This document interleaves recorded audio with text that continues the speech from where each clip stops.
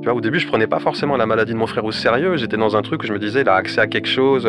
Ça te faisait pas peur? Bah si, j'étais à la fois, je pouvais être terrifié en même temps que j'étais fasciné, Curieux, tu vois, ouais. et que je voulais en savoir plus. Est-ce que tu as déjà ressenti ce mal-être? Tu sais, quand tu te dis que c'est dans la tête et que ça va passer. Quand tu ne sais pas vraiment à qui en parler, même quand ça devient trop compliqué. Et parfois, c'est un de tes proches qui est en souffrance psychologique. D'ailleurs, tu t'es peut-être déjà senti démuni, à ne pas trop savoir quoi faire. Et consulter un psychologue, tu t'es déjà demandé comment ça se passait concrètement? Toutes les 2 semaines, je reçois des personnalités, des experts et des anonymes pour plonger ensemble dans des discussions intimes et simples autour de la santé mentale. Une série où chacun pourra trouver un écho à son propre parcours. Parce que la santé mentale, c'est aussi important que la santé physique. Je suis Vicky et tu écoutes Cavan, le podcast lancé par Santé Psy étudiant qui libère la parole sur la santé mentale.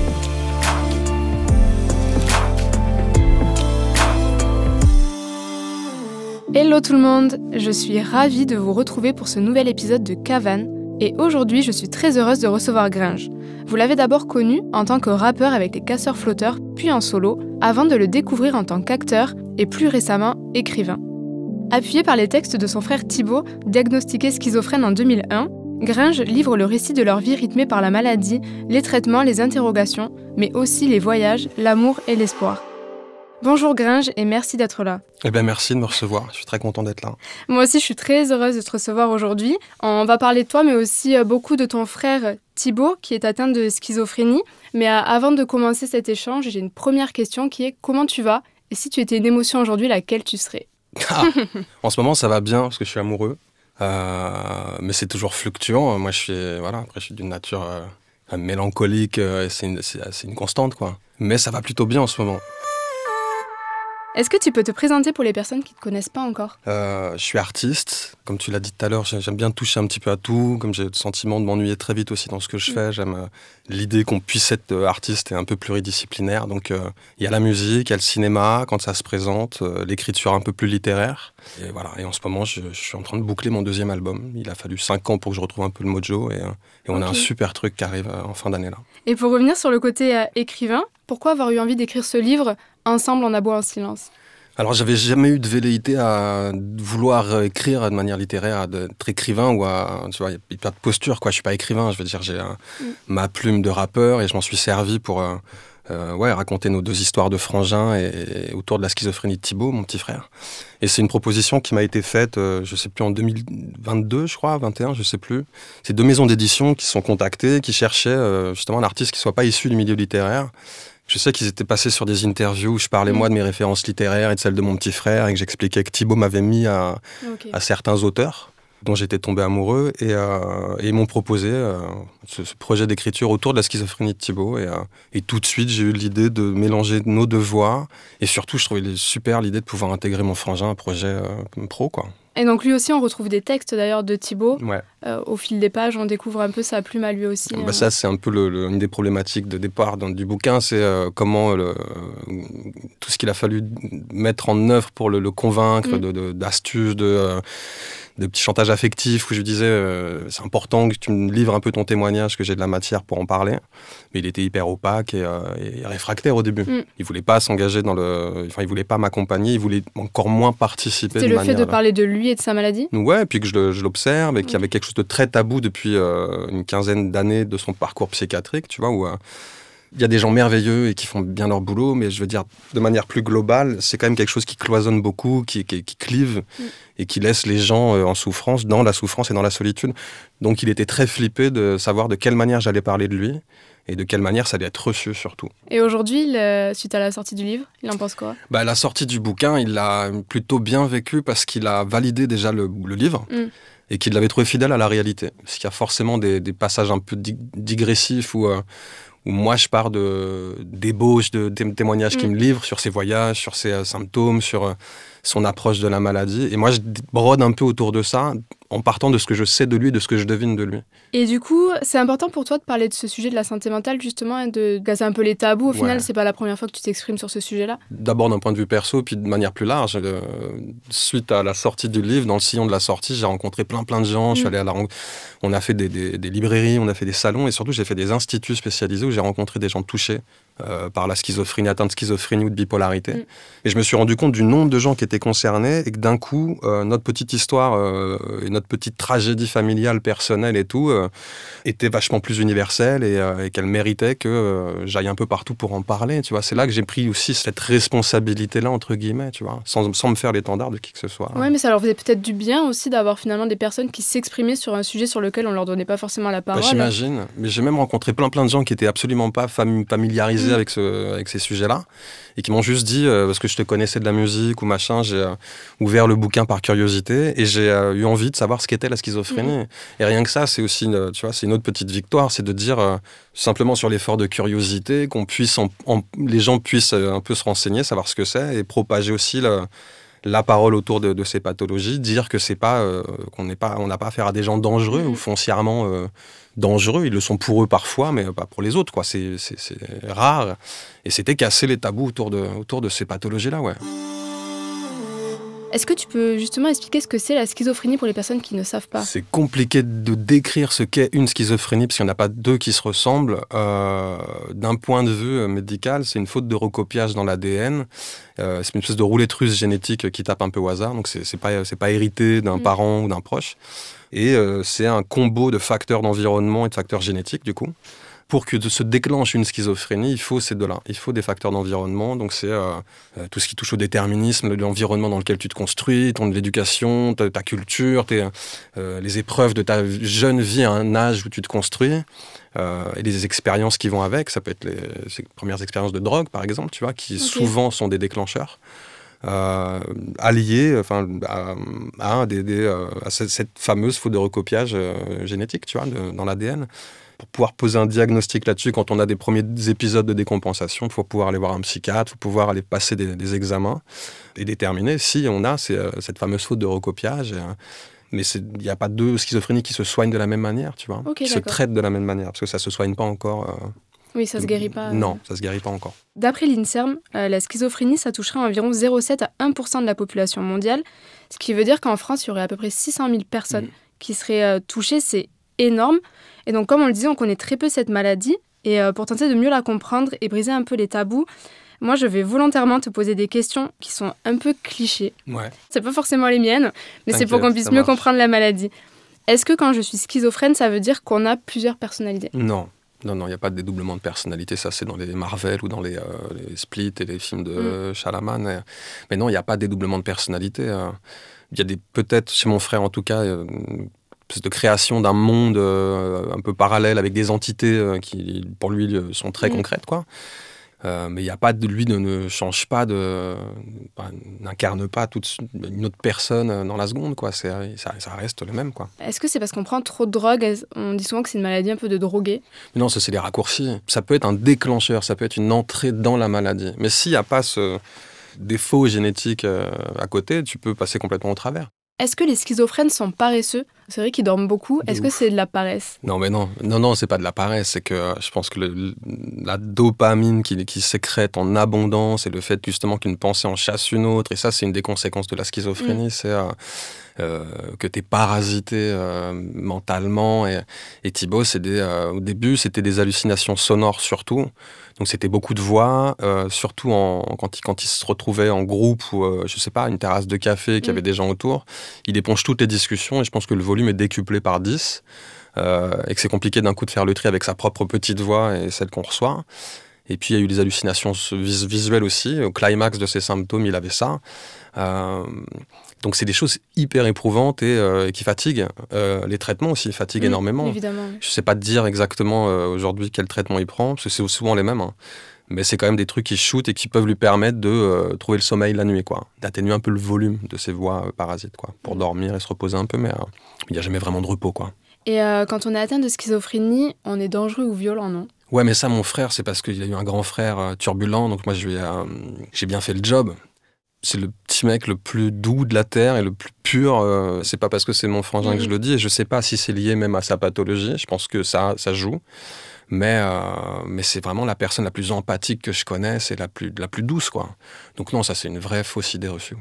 Et est-ce qu'on peut travailler quand on est schizophrène? Il y a des gens avec certaines de leurs schizophrénies qui peuvent même faire des familles, avoir des gosses et bosser, ouais. Mais il faut quelque chose d'adapté, quoi.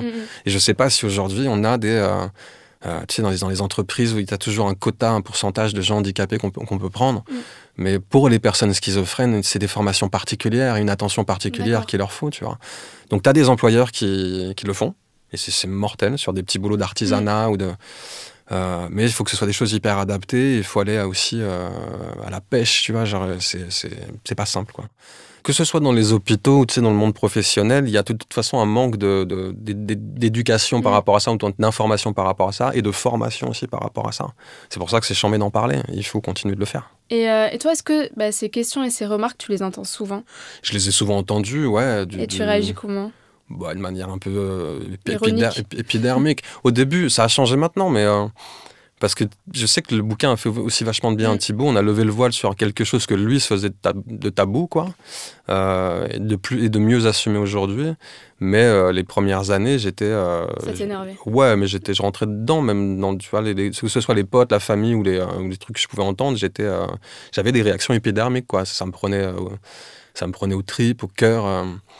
Et aujourd'hui, ça a changé, mais parce que je sens aussi que depuis quelques années, le discours... module autour de ça et qu'on en parle de plus en plus et de plus en plus facilement et que c'est ce qui fait qu'on détabouise la chose aussi, quoi. Thibaut, donc c'est ton petit frère. Quel âge il a quand vous apprenez qu'il est atteint de schizophrénie? La vingtaine. C'est vrai que souvent la schizophrénie, c'est après l'adolescence, non? C'est ça? C'est entre 15 et 25, on va dire. C'est surtout ce créneau-âge-là dans lequel les schizophrénies se déclenchent. Et comment se fait le diagnostic pour Thibaut? Eh ben, il se fait en plusieurs étapes. Il y a déjà des premiers épisodes qui l'alerte lui et il met au courant ma mère. Je me rappelle qu'à l'époque, il bosse à Paris, à la Riboisière. Ma tante lui a trouvé un job. On l'a déscolarisé à sa demande, parce qu'il n'arrive plus à suivre. Et donc, dans la foulée, ma tante lui trouve un job et très vite, il a ses premiers épisodes où il croise des gens dans les couloirs de l'hôpital. Il entend des choses, il entend des voix qui s'invitent dans ses discussions à lui. Donc, il en informe ma maman et ma mère, qui est très au taquet, très vigilante de ça, qui bosse un peu dans le monde psychothérapeutique, vient le chercher. Le remonte à Caen, parce qu'à l'époque, on vivait encore en Normandie. Et il va passer ses premiers examens. Donc, il y a 2-3 psys qu'il va voir. Un médecin pose un premier diagnostic, quoi. Il dit ça semblerait que ce soit une schizophrénie. Et comment il réagit, Thibaut, à cette annonce? Je pense qu'il ne réagit pas parce qu'il il est dans ses symptômes et que c'est compliqué, je pense, de faire le pendant entre la réalité et celle qu'il est en train de subir. Il est dans un double truc.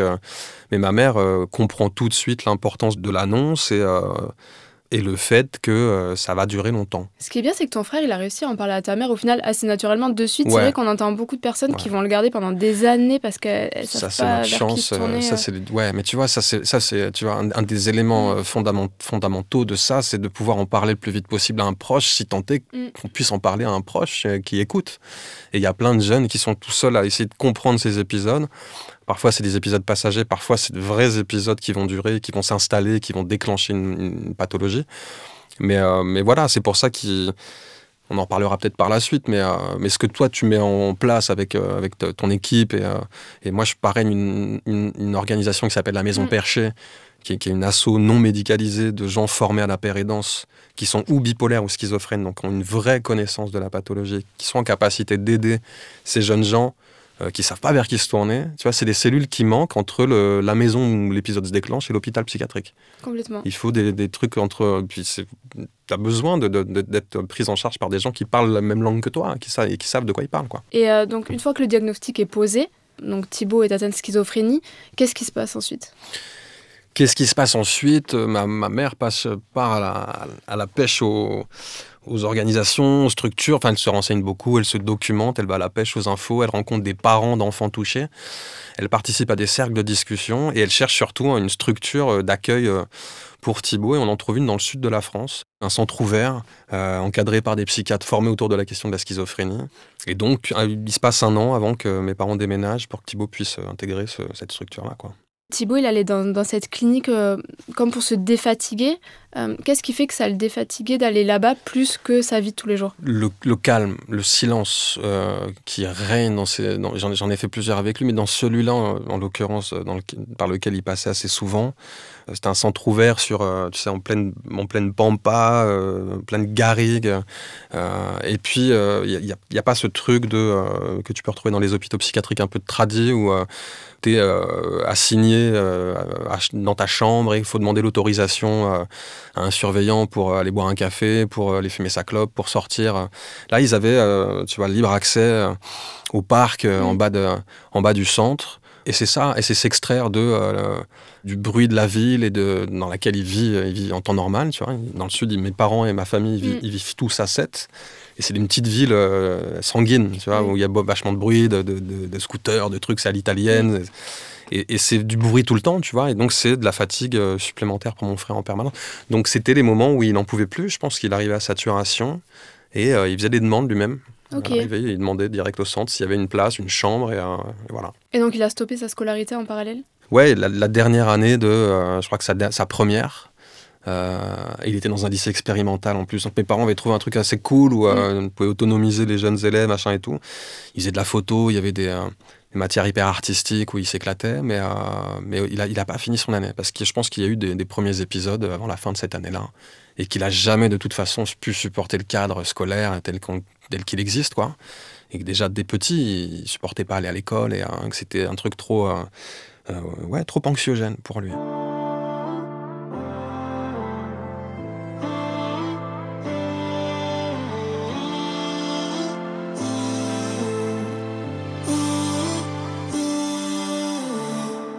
Et donc Thibaut se plonge dans les voyages et l'écriture, un peu comme un refuge. Qu'est-ce que ça lui apporte, tous ces voyages? Il voyage quand même beaucoup. Ouais. Et tous les textes, puisqu'apparemment il écrit aussi beaucoup. Mais c'est marrant parce que ce soit les voyages ou l'écriture, jamais dans une démarche je pense, se faire du bien. Je pense que l'écriture, c'était surtout au climax de ses symptômes. Il se sentait l'instrument de voix. Alors après, c'est toujours très lié au mystique et au spirituel. Mais il se sentait surtout la main qui tiendrait le stylo, la main d'une entité supérieure qui lui dictait. D'accord. Ce qu'il écrivait parfois. Et c'est marrant parce que moi, en me plongeant dans ses écrits, j'ai tout de suite vu la nuance entre les moments où je sens qu'il rapporte un discours qu'il entend et les moments où c'est lui qui s'exprime lui-même à la première personne et où c'est lui que ça concerne directement. Et c'était aussi, il fallait aussi pour écrire et pouvoir écrire comme il le voulait, se mettre dans des états et de fatigue et pas forcément que de fatigue. Il buvait beaucoup aussi, il y a eu des problèmes d'alcool. Et ces modèles, c'est Bukowski, c'est des gens qui étaient déglingués, qui se tuaient beaucoup et tout, et qui trouvaient en tout cas du sens à tout ça à travers l'écriture. Et les voyages. Thibaut, il a voyagé aussi beaucoup, mais encore une fois, quand il était hyper excité ou quand les symptômes faisaient rage, je pense qu'il devait se mettre en mouvement. C'était la seule alternative qu'il trouvait pour calmer un peu tout ça, c'était de se mettre en mouvement physiquement pour essayer de tempérer le flux permanent de pensées dans sa tête, quoi. Dans ton livre, tu dis que pendant longtemps, Thibaut, il n'a pas conscience de ses troubles, c'est-à-dire on appelle ça le phénomène d'insight. Je sais que c'est pas seulement ça. Donc j'ai pas envie de dire de bêtises, poser d'expertise sur une particularité, mais je sais que le phénomène d'insight, en gros, c'est pour n'importe qui touché par une pathologie, c'est le fait de ne pas en avoir conscience. Et c'est le temps que ça va te prendre aussi pour en prendre conscience. Et ce qui fait que tous ces jeunes gens touchés par ces pathologies-là et qui refusent ou qui ne sont pas en capacité d'entendre qu'ils sont malades, ça les empêche aussi, ça va les amener à ne pas prendre leur traitement et ça va les laisser aussi davantage de temps dans le mal et dans ces pathologies-là, quoi. Le phénomène d'insight, c'est de faire corps. Je pense que c'est ça, c'est faire corps avec sa pathologie. Et Thibaut, il a eu ça au début. Il a eu ça au début, avant de revenir un peu aussi parmi nous et de pouvoir faire le pendant entre son monde un peu imaginaire et notre réalité. Il était très là-dedans au début, donc il refusait de prendre ses traitements, il continuait de fumer, il s'autodétruisait toujours, il était dans la fuite. Mais parce qu'il n'acceptait pas la maladie ou parce qu'il avait peur de perdre justement ce monde imaginaire? Alors un peu des deux, je pense que d'abord parce qu'il avait peur de perdre ce monde auquel il avait accès et qui lui offrait de nouvelles possibilités. Il était attaché au final. Il était hyper attaché, il y avait vraiment des entités qui s'étaient créées lui, avec lesquelles il interagissait, à qui il tenait, tu vois. Dans le bouquin, je raconte un passage, un Noël, où ma mère et ma copine vont se coucher. C'est il y a très longtemps, j'avais la vingtaine. Thibaut venait de tomber malade. Et on était dans l'appartement d'une amie, qu'une amie de ma mère lui prêtait pour Noël, à Paris.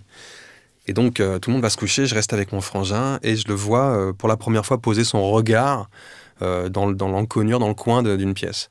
Et je comprends, là, à ce moment-là, sans qu'il me l'ait jamais dit avant, qu'il voit des choses, quoi. Et donc, je lui pose la question, je lui dis, fais-moi confiance, je te jugerai jamais, tu sais, comme on se kiffe, et t'es mon frangin et tout, mais si tu vois un truc, dis-le-moi. Et en vrai, je vivais un truc presque paranormal. Enfin, tu vois, moi, je vivais ce truc-là comme quelque chose d'être presque privilégié. Tu vois, au début, je prenais pas forcément la maladie de mon frère au sérieux. J'étais dans un truc où je me disais, il a accès à quelque chose. Ça te faisait pas peur? Bah si, j'étais à la fois, je pouvais être terrifié en même temps que j'étais fasciné, curieux, tu vois, ouais. Et que je voulais en savoir plus. Et donc il me dit, ça fait 3 jours qu'il y a une famille qui me suit, 2 parents et une fille, tu vois. Et il lui a même donné un nom, je crois qu'elle s'appelait Anna. Et il me dit, mais en fait, depuis qu'on est arrivé, elle t'observe, tu l'intimides. Donc là, elle est assise sur une chaise, machin, elle est là. Donc là, t'es tenté de tourner ta tête et de regarder, de dire, putain, tu vois, c'est Paranormal Activity, le truc. Tu te dis, est-ce que je vais pas tomber sur, je vais pas avoir une vision? Mais t'as envie d'y croire aussi parce que c'est ton frangin, tu vois, et que t'as envie de légitimer son propos et t'as envie de comprendre aussi. Je veux comprendre et je veux aussi surtout qu'il me fasse confiance parce que je me dis, ok, on est sur quelque chose qui, comme ma mère le pressentait, qui peut durer. On n'est pas sur des petits symptômes, on est sur des trucs assez graves, tu vois, et concrets, très concrets pour lui.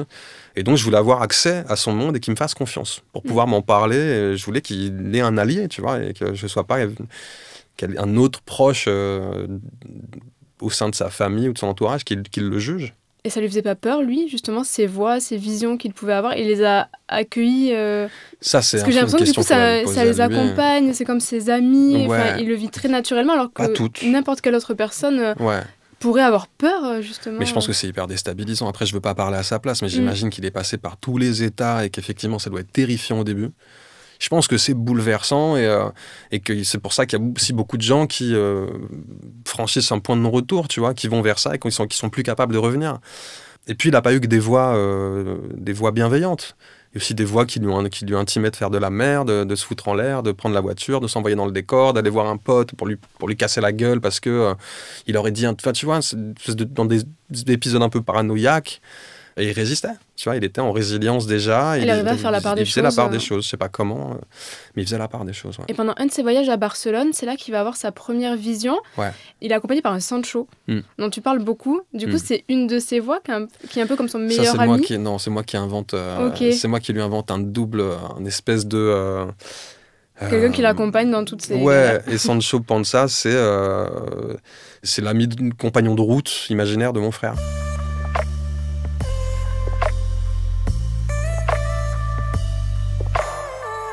Un jour, Thibaut, il est hospitalisé à la demande d'un tiers. Qu'est-ce que ça veut dire ? C'est les parents qui décident de l'hospitaliser contre son gré, parce qu'il décompense et qu'il a besoin de soins dans l'immédiat. Mais bon, voilà, c'est jamais très, très joli à voir dans le déroulement, parce que ça peut être des camisoles chimiques ou médicamenteuses, et dans des endroits, dans des chambres cloisonnées. Parce que d'un coup, il peut être dangereux pour lui, qu'il décompense, et que c'est une espèce de volcan qui rentre en éruption et d'émotions contraires et tout, tu vois. Donc et ton frère est confronté à la sismothérapie. Est-ce que tu peux me dire ce que c'est ? C'est l'équivalent des électrochocs. Au niveau du cerveau. Au niveau du cerveau, ouais. Comme on soignait les patients avant, et même depuis le début du siècle. Donc dans l'imaginaire collectif encore, c'est le casque sur la tête, et c'est l'électricité qu'on t'envoie dans le cerveau pour te légumiser. Là, c'est plus du tout ça. La sismothérapie, c'est des micro-électrochocs qui durent même pas une fraction de seconde, répétés plusieurs fois. Et ça marche vachement sur les toxicomanes et certaines personnes atteintes de schizophrénie. D'un coup, ça peut atténuer, voire faire disparaître les symptômes, les fameuses voix parasites. Donc pour nous, à un moment où Thibaut était hyper fatigué, ça faisait des années qu'il trimballait son bagage psychiatrique et cette schizophrénie, il était au bout du rouleau. Et on lui a posé la question, on lui a dit, est-ce que tu te sens d'essayer ? Est-ce qu'en lui expliquant que c'était vachement plus encadré qu'avant et que ça se fait sous... je crois que ça se fait même sous anesthésie. Ouais, sous anesthésie. En gros, tu t'endors, tu te réveilles. Mais ça s'est pas bien passé pour Thibaut, parce qu'il fallait faire plusieurs sessions de Sismo, et au bout de la deuxième ou troisième, il a décompensé. Le risque, c'est ça, c'est que ça fasse... Et justement, tu emploies souvent le terme décompenser pour les gens qui sont pas trop au courant. Qu'est-ce que ça veut dire décompenser ? Décompenser, c'est l'équivalent de partir en sucette, quoi. C'est-à-dire que d'un coup, tu as toutes tes émotions qui ressortent, tu peux plus les gérer, et t'es pris de court, t'es pris à la gorge par tout ça. Et tu pètes un plomb, et oui, du coup, pour le protéger de lui, ils l'ont foutu dans un endroit où ils mettent les toxicos dangereux, machin. Et où j'ai eu mon frère au téléphone avant qu'on le mette en isolement, où il était en larmes, et il me demandait de venir le chercher, tu vois. Et donc, on peut plus rentrer en contact avec lui avant qu'il se calme. Ça peut durer quelques heures, ça peut durer plusieurs jours en fonction de la gravité de la décompensation, tu vois. Et il a vécu comment, Thibaut, lui? Très mal, très mal. Mais c'est aussi un truc qui fait que les gens comme Thibaut, touchés par la schizophrénie et qui vont vivre ce genre d'expérience-là, derrière développent un refus, un rejet en tout cas quasi total de l'hosto et des traitements qu'on y propose, quoi, dans ces moments-là. Parce que c'est vraiment des traitements... tu peux presque penser que c'est un truc punitif à l'arrivée, tu vois, et qu'on n'est pas là. Évidemment, on va les sédater pour les faire redescendre. Mais de la manière dont ça se fait, avec un personnel, tu te demandes des fois si ça va une équipe de vigiles qui viennent le chercher pour le foutre en... Moi, je suis... parmi les quelques centres dans lesquels il est passé, je me suis pris des fois la tête, et ma mère aussi, avec des gens du personnel surveillant ou des gens qui encadrent, tu vois, et qui se tournent les pouces et qui sont dans un rapport assez punitif avec les patients, quoi.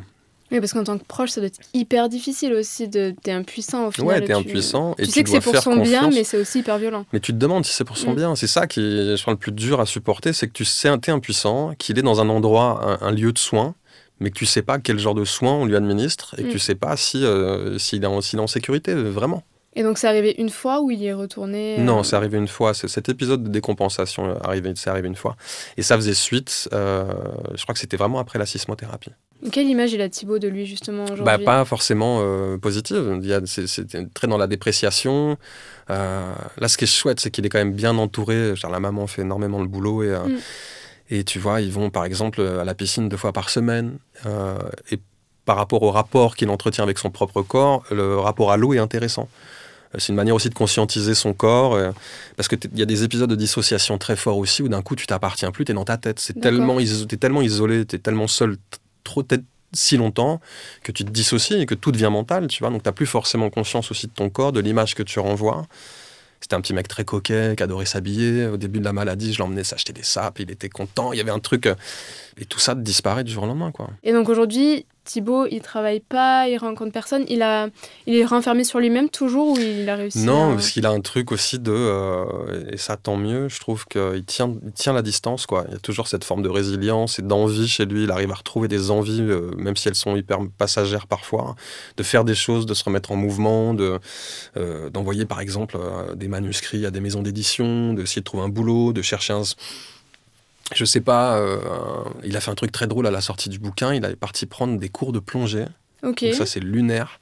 Il est parti passer un baptême de plongée, donc avec bouteille d'oxygène sur le dos et tout. Trop bien. Et pour lui, se mettre la tête sous l'eau, j'ai capté ça à force. Quand ma maman me raconte qu'elle l'emmène à la piscine et que des fois, il squattait un peu dans les petits bassins et qu'il se mettait juste la tête sous l'eau, elle me disait, mais putain, il fait vraiment des trucs de ouf. T'as vraiment l'impression que...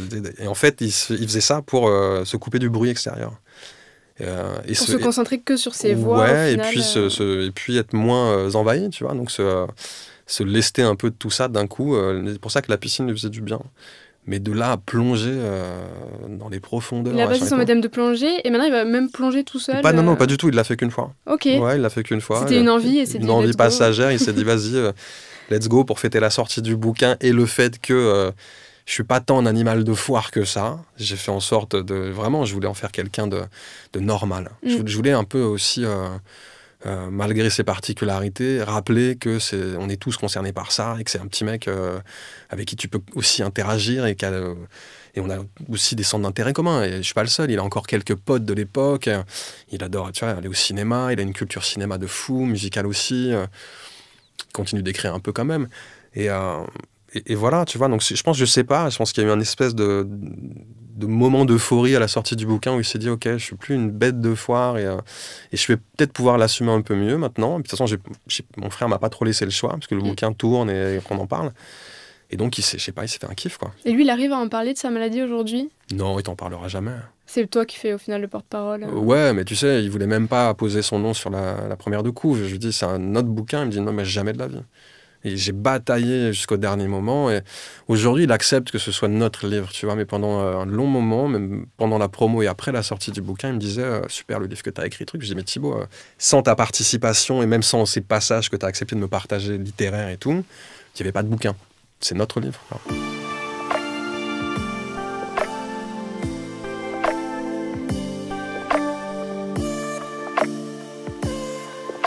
Et donc là, on va continuer cette discussion en se concentrant un peu plus sur toi et ton rôle de grand frère et de personne qui accompagne un proche. Tu employais souvent le terme de père aidant, d'ailleurs. C'est comme ça que toi, tu te qualifierais en tant que la père père aidant? aidant, c'est non, parce que la père aidant, il faut s'y former quand même. C'est une vraie formation distillée par des professionnels de la santé.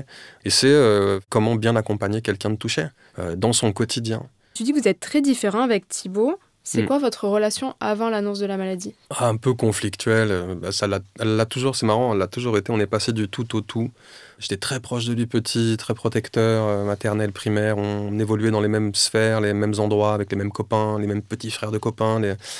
Et arrivé à Cergy-Pontoise à 10-12 ans, d'un coup, là, on a un peu splitté. Et c'était un peu chacun pour sa pomme. Et on était deux petits mecs. Et on s'est durci en tant que mec. En tant que petit gars, on s'est durci et on était vachement moins fraternel, dans un rapport fraternel. Et puis, on a déménagé pour le boulot de mon père à Caen et Thibaut est tombé malade assez rapidement. Et il y a eu quelques années de flottement où j'ai été dans le jugement. Je faisais un peu la guerre. J'étais toujours dans mes réflexes, moi, de petit mec conditionné par mes années en banlieue. Et, il fallait pas montrer de signes de faiblesse. Et si t'as un pépin mental, c'est que t'es fragile et tu vas arrêter ça tout de suite. Ou tu vois, genre... Donc je vais rentrer dedans, et chose que ça menait nulle part et que je voyais qu'il était de plus en plus en souffrance. Et à un moment donné, j'ai lâché aussi cette espèce de barricade que je m'étais mise, et je l'ai vu tel qu'il était, et je l'ai vu en souffrance. Et d'un coup, là, il y a eu une espèce d'élan d'amour et d'empathie et de volonté de comprendre ce qu'il vivait, et je ne l'ai plus jamais lâché depuis, quoi. Et donc, quand le diagnostic tombe, toi, d'abord, c'est le jugement que tu comprends pas trop. Parce que je le comprends pas. Parce que t'es pas informé au final, toi aussi. Non, mais j'aurais pu le faire. Et puis ma mère était dans cette volonté de m'expliquer ce qu'était la schizophrénie. Mais elle était, elle, à ce moment-là, elle partait à la pêche aux infos. Donc elle découvrait petit à petit ce qu'était la schizophrénie, ce qu'étaient les schizophrénies. Et moi, après coup, je me suis rendu compte que j'ai refusé pendant un moment de me documenter, de vouloir savoir ce que c'était, parce que j'avais peur de dénaturer notre relation de frère. Et j'avais peur d'un coup de me dire, ok, donc j'ai vraiment affaire à quelqu'un de très malade. Et j'avais peur que ça biaise, moi, mon regard de frangin sur lui, et que ça biaise notre rapport de frère et notre lien de confiance. T'avais l'impression de perdre ton frère, peut-être, un petit peu? Mais parce que tu le reconnais plus au début. C'est plus ton frère qui rentre à la maison, tu vois, c'est quelqu'un de différent. T'as la même enveloppe physique, charnelle, et t'as quelqu'un qui se comporte différemment avec ton frangin. T'as une espèce tu de dois pantin. réapprendre à le connaître. Ouais, et puis c'est surtout, avant de réapprendre à le connaître, il faut d'abord accepter ça, tu vois, de dire qui est cet inconnu sous les traits de mon frangin qui fait le fou, qui parle à la télé quand j'ai le dos tourné, qui fait du bruit dans sa chambre toute la nuit, bricole des trucs. Il te parle, il chantonne en même temps pour s'empêcher de penser quand il est à table avec nous. Au début, tu le reconnais pas. C'est dévastateur pour tout le monde. Pour lui, le premier, pour l'entourage, juste après. C'est un éclatement de repères pour tout le monde. Et quand je t'écoute, je comprends l'importance du coup d'accompagner les personnes en souffrance, mais aussi leurs proches qui au final se retrouvent complètement démunis, impuissants et qui doivent accepter... C'est pour ça, l'UNAFAM, la Maison Perchée, ton podcast, toutes ces choses-là, il faut...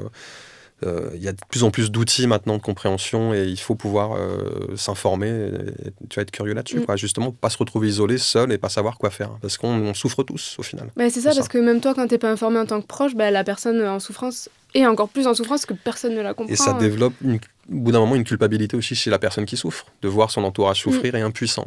Thibaut, il a eu ça aussi, tu vois, au début. Okay. Puis nous, mes parents se sont séparés à ce moment. Enfin, tu vois, il n'y a rien à tenu, quoi. Il a pensé que c'était sa faute. Au bout d'un moment, il s'est dit, ok, tu fais forcément le lien, et je sais pas s'il l'a verbalisé un jour, mais les parents qui se séparent 2 ans après l'annonce de sa maladie, moi qui suis plus là du tout, qui vis en Normandie encore et qui me met des œillères, qui descend les voir une fois par an, mais à chaque fois c'est une souffrance incommensurable de voir mon frangin comme ça et de voir ma famille, mes parents se déchirer.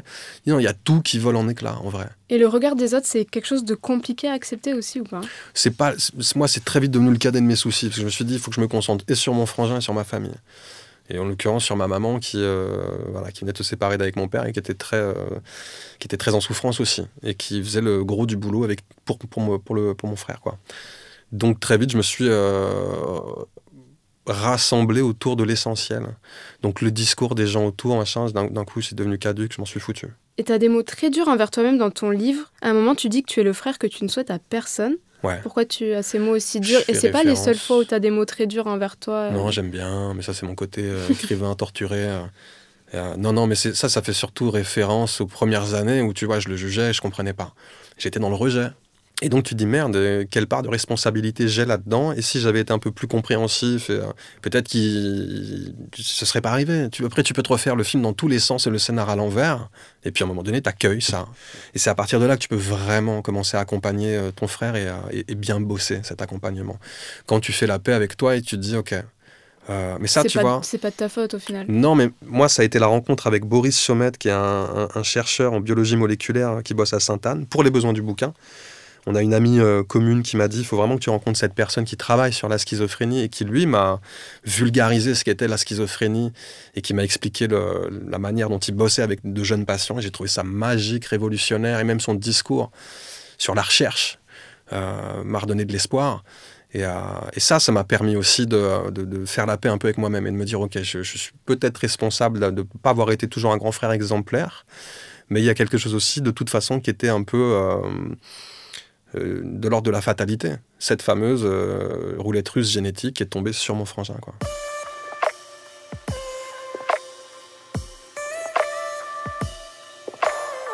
Et donc toi, entre 2013 et 2016, c'est le moment où tu es catapulté sur le devant de la scène. Il y a l'album, les tournées, le cinéma, il y a un peu tout qui s'enchaîne pour toi.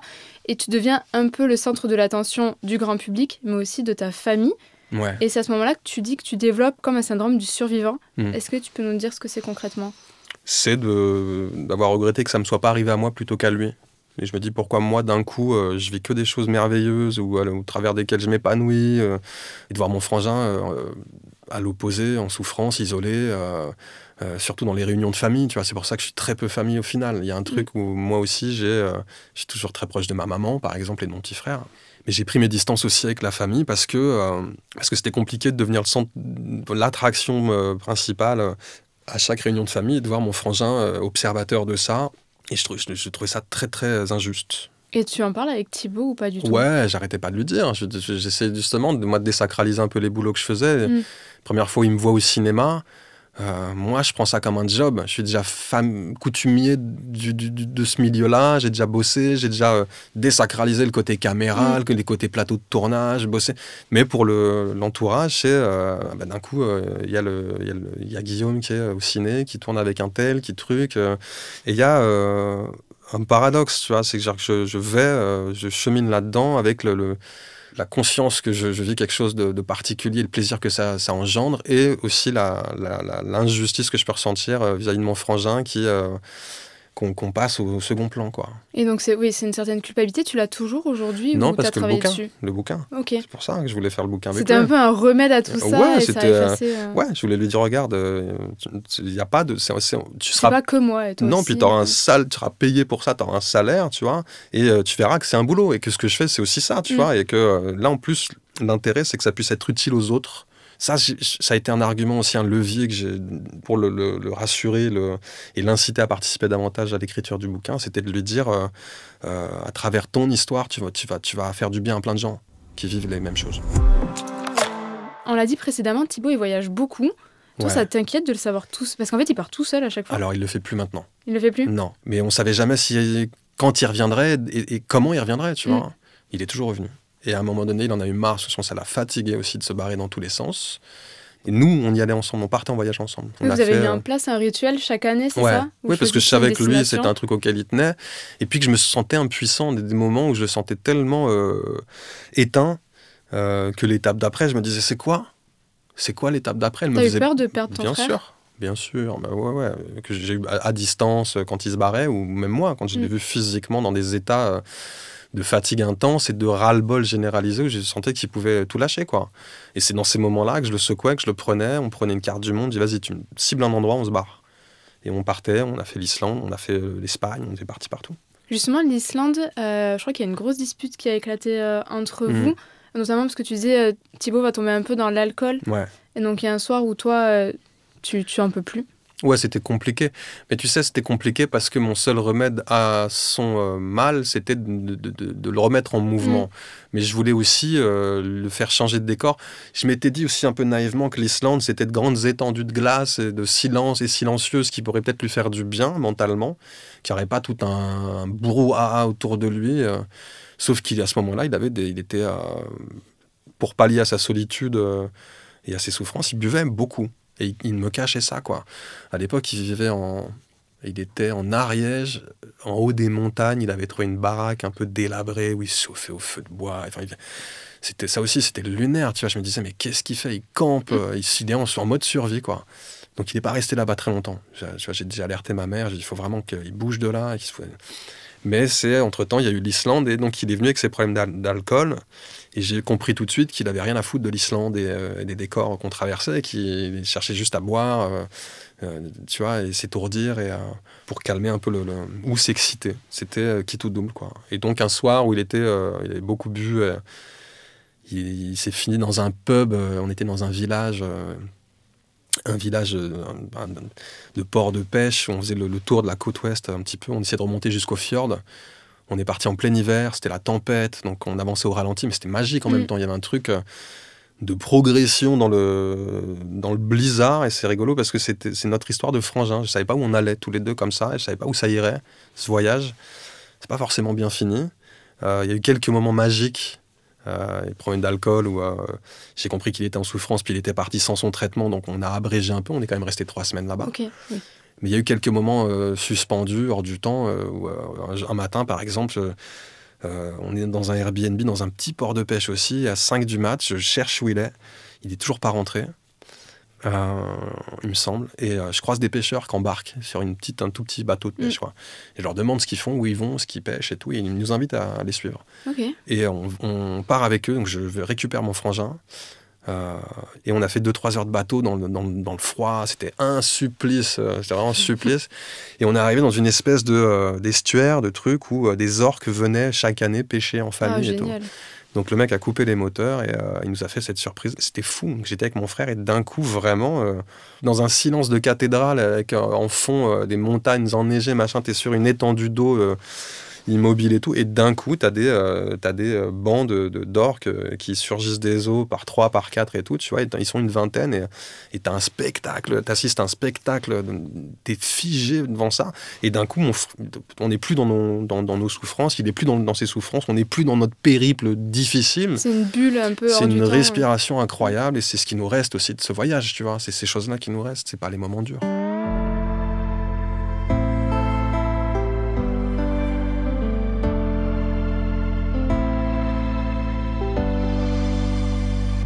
Tu as justement une phrase très belle dans ton livre qui est que l'état de détresse de ton frère que tu pensais être la cause de tous tes maux était finalement l'inverse, était l'élément déclencheur de ton réveil. Mais parce que je t'ai dit, c'est la résilience. À un moment donné, soit tu te laisses manger par ce brouillard-là et t'es foutu, soit tu te retrousses les manches, tu cherches des biais, en tout cas, tu es dans le dialogue, tu es dans la volonté d'entraide, pour toi aussi aller mieux et te sortir de ça. C'est les proches, c'est la famille, les amis, c'est les psys aussi de mon côté, et des épisodes dépressifs, pareil, qui vont être fondateurs de comment je veux m'en sortir et de qui je veux être en sortant de ça, tu vois, et pas être fataliste. Et tout à l'heure, on disait que la schizophrénie, aujourd'hui, ça se guérit pas pour le moment.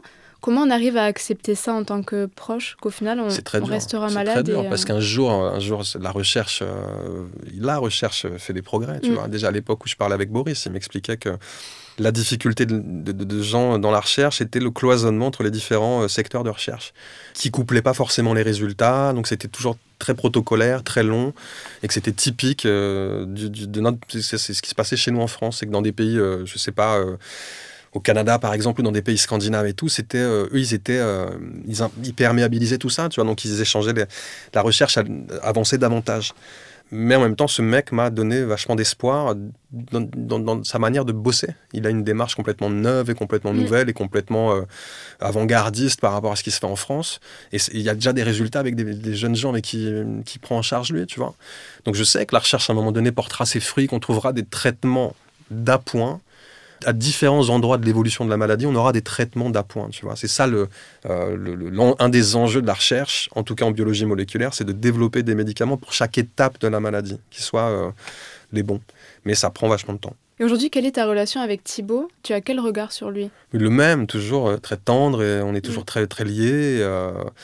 Et voilà, et le temps passe, et j'essaie de rester aussi vigilant par rapport à l'évolution, de son évolution, parce que c'est moins maintenant sa schizophrénie qui m'inquiète que sa solitude et l'environnement dans lequel il se construit, comment il avance, quoi, comment il grandit.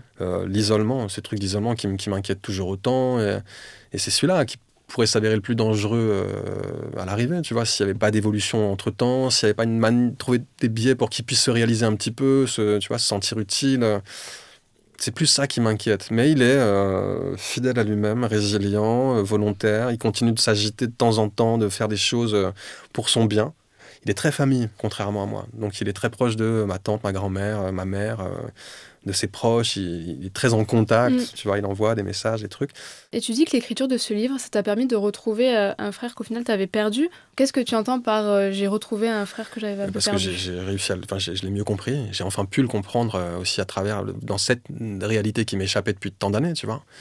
Ce bouquin, ça a été une enquête policière, c'est-à-dire qu'au fur et à mesure que je collecte des infos, que je fais le puzzle et qu'il accepte quand même parce que je lui envoie de temps en temps 2-3 chapitres, chemin faisant qu'il le rassure, où il trouve ça un petit peu cool, c'est bien écrit, il se sent narcissisé, donc il se dit, je vais peut-être lui en donner un peu plus. J'ai pu l'appréhender mieux dans cette réalité-là, tu vois. Et donc, je suis allé à la rencontre de mon frangin qui n'a jamais bougé depuis l'époque, qui s'est juste développé de super pouvoirs, quoi. Aujourd'hui, comment tu définirais ton rôle, justement, auprès de Thibaut ? Tout à l'heure, on parlait de père aidant. Est-ce que c'est quelque chose qui te parle ou... Non, parce qu'il n'y a pas de truc. En plus, il n'est pas dans quelque chose de ni victimaire, ni d'assistanat, et qui nous le fait bien comprendre aussi. Il a son caractère et son indépendance à laquelle il tient.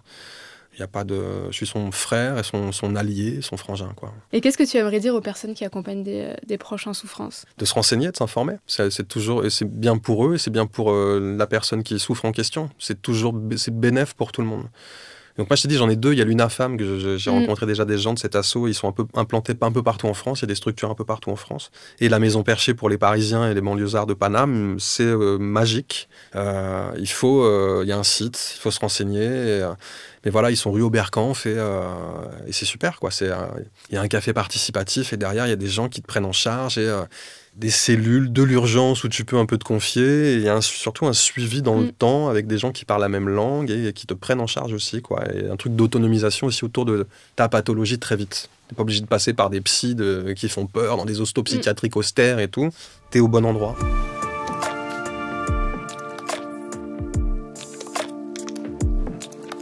Je vais avoir 4 dernières petites questions, mais un peu plus générales. Un souvenir qui te fait sourire ? Un souvenir qui me fait sourire,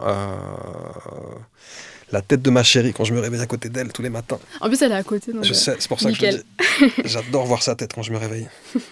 Une musique qui te met de bonne humeur ? Une musique qui me met de bonne humeur, c'est pas forcément une musique joyeuse d'ailleurs. C'est une musique de Carlos Valera qui s'appelle Una Palabra. Je la trouve hyper belle, hyper touchante et celle-là, elle me met bien. Une pratique artistique qui te permet de te vider la tête ? L'écriture. Le jeu, le cinéma, parce que le cinéma, ça me permet d'incarner d'autres gens et de me sortir de ma peau, et des fois, ça me fait du bien de me foutre la paix grâce à ça. Eh bien, merci beaucoup. On arrive à la fin de cette discussion. C'était hyper intéressant. Et merci beaucoup, Gringe. Eh ben, merci à toi et bon courage pour la suite. Merci à vous d'avoir écouté cet épisode et d'être toujours de plus en plus nombreux. Vous pouvez retrouver dans la description le lien des différentes associations dont on a parlé avec Gringe le long de l'épisode, à savoir la Maison Perchée et Unifam. Et bien évidemment, n'hésitez pas à partager cet épisode à l'ensemble de vos proches, à nous envoyer vos commentaires et à nous mettre 5 étoiles sur vos plateformes d'écoute préférées. À très vite!